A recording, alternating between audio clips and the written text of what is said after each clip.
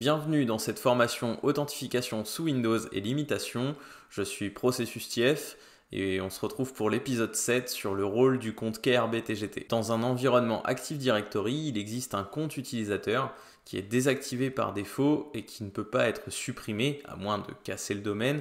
Et ce compte est le compte KRBTGT. Comme je l'ai dit, bien qu'il soit désactivé par défaut et qu'il n'ait même aucun droit sur aucune ressource d'aucun serveur sur le domaine, c'est le compte le plus critique, tout simplement, du domaine, puisqu'il sert à chiffrer et signer l'ensemble des jetons TGT. Plus précisément, c'est le hash du mot de passe du compte KRBTGT qui est utilisé pour chiffrer et signer les jetons TGT. L'ANSSI recommande de modifier le mot de passe de ce compte utilisateur à peu près tous les 40 jours. Attention, il faut le modifier 2 fois. Tout simplement puisque, vu qu'il y a possibilité d'avoir plusieurs contrôleurs de domaine, pour éviter une désynchronisation des contrôleurs de domaine, les deux anciens mots de passe, enfin le mot de passe actuel et l'ancien mot de passe, sont conservés et sont considérés comme valides sur l'ensemble des contrôleurs de domaine. Le mot de passe de ce compte est généré aléatoirement lors de la création de l'annuaire et vous vous doutez bien que si quelqu'un met la main dessus, ça va être très critique pour la sécurité du domaine. Un attaquant qui dispose du hash du compte KRBTGT d'un domaine pourrait par exemple récupérer l'ensemble des hashes des comptes du domaine, y compris des comptes machines. Et c'est grâce à ces comptes machines qu'on peut créer des TGS. Pour rappel, lorsqu'un utilisateur souhaite accéder à une ressource d'un serveur dans un environnement Active Directory, il demande un jeton TGT au KDC qui lui fournit et ensuite il lui demande un jeton TGS pour accéder à une certaine ressource précise. Ce jeton TGS contient le pack de l'utilisateur, donc l'ensemble des groupes dans lesquels il est, et ce jeton TGS est chiffré avec le hash du compte machine du serveur qui contient la ressource.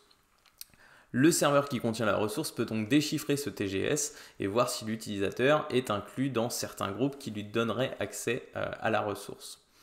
Si l'on dispose du hash du compte machine du serveur qui propose la ressource, eh bien on peut forger notre propre jeton TGS avec toutes les informations du pack qui nous permettraient d'y accéder. En bref, on peut s'octroyer la totalité des droits sur la ressource proposée par le serveur si on dispose du hash de son compte machine. Cette génération de jetons TGS permet donc d'avoir la totalité des accès sur la ressource du serveur et elle est appelée génération de tickets d'argent ou silver ticket. Une amélioration de cette technique qu'on appelle génération de tickets d'or ou golden ticket consiste à récupérer le hash du mot de passe du compte KRBTGT. Pour rappel, ce hash permet de chiffrer et signer les jetons TGT. Les jetons TGT permettent notamment de créer le pack de départ, donc le pack qui contient les groupes dans lesquels notre utilisateur fait partie. Puisque l'on dispose du hash du compte KRBTGT, il est possible donc de créer nos propres jetons TGT avec nos propres packs personnalisés. Nous pouvons d'ailleurs créer un utilisateur qui n'existe même pas dans l'annuaire et qui appartiendrait au groupe domaine administrator par exemple.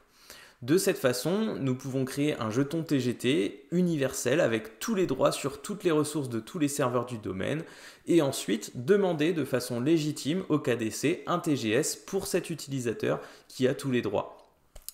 Le KDC ne va pas nous le refuser et donc on aura un vrai passe-partout sur le domaine, c'est ce qu'on appelle un golden ticket, un ticket d'or. Il est possible de faire une démonstration en direct grâce à la suite Impacket. Pour cela, je vais faire un Python 3 lookup SID et je vais utiliser donc le domaine poonlab.local. Ici, je m'authentifie en tant que l'administrateur du domaine avec son mot de passe qui est password sur notre KDC, donc 172.23.96.100. Je récupère donc ici le SID du domaine. Je vais à présent récupérer le hash du compte KRBTGT grâce à l'outil secretsdump. Je m'authentifie également sur le domaine poonlab.local en tant qu'administrateur.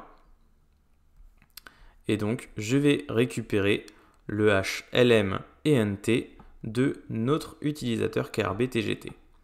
Ce qui m'intéresse, c'est ici le hash NT. Et donc, ensuite, je vais pouvoir faire un Python 3, ticketer, suivi du hash nt de notre utilisateur KRBTGT, le SID du domaine, suivi du nom du domaine et un nom d'utilisateur qu'on va pouvoir choisir aléatoirement. Ici, on va l'appeler formation YouTube. Ici, j'ai bien un ticket TGT qui a été créé pour l'utilisateur formation YouTube. Cet utilisateur n'existe pas du tout dans l'annuaire. Nous avons pu choisir un utilisateur qui n'existait pas dans l'annuaire. Nous pouvons faire donc un export KRB5 ccname de formation youtube.ccache par exemple. Et si je fais un Python 3 SMB client -k -nopass sur le serveur srv-dc.poonlab.local, ici l'option -k me permet d'utiliser l'authentification Kerberos avec la variable krb5ccname qui pointe vers le jeton TGT de formation YouTube. Ici, si je fais un who, je suis authentifié en tant que formation YouTube sur mon serveur srv-dc. J'ai donc réussi à générer un jeton TGT avec la totalité des droits possibles pour un utilisateur qui n'existe pas dans l'annuaire. Grâce au hash nt du compte KRBTGT, il a donc été possible de créer un pack attribuant la totalité des droits à notre utilisateur, donc à notre faux utilisateur, puisqu'il n'existe même pas dans l'annuaire Active Directory. C'est ce qu'on appelle donc un golden ticket, un ticket d'or, un jeton TGT passe-partout. C'est donc la fin de cet épisode et de cette formation dans son ensemble. Si vous avez aimé, n'hésitez pas à partager et à vous abonner à la chaîne, ça me ferait un grand plaisir. Je vous rappelle que vous retrouverez en description de cette vidéo le lien vers mon blog lestutodeprocessus.fr ainsi que le lien vers la vidéo en version longue, en version conférence, donc sans coupure, sans épisode, ainsi que la version podcast. Vous retrouverez également en description de cette vidéo le support de formation au format PDF. Donc c'est un support de formation de 28 pages qui reprend en fait l'ensemble des points que dont je vous ai parlé en vidéo, ainsi que le diaporama au format PPTX qui permet de suivre le cours de façon un peu plus sympathique. Bref, j'espère que vous aurez aimé cette formation. Je vous dis à bientôt, je l'espère, et d'ici là, portez-vous bien.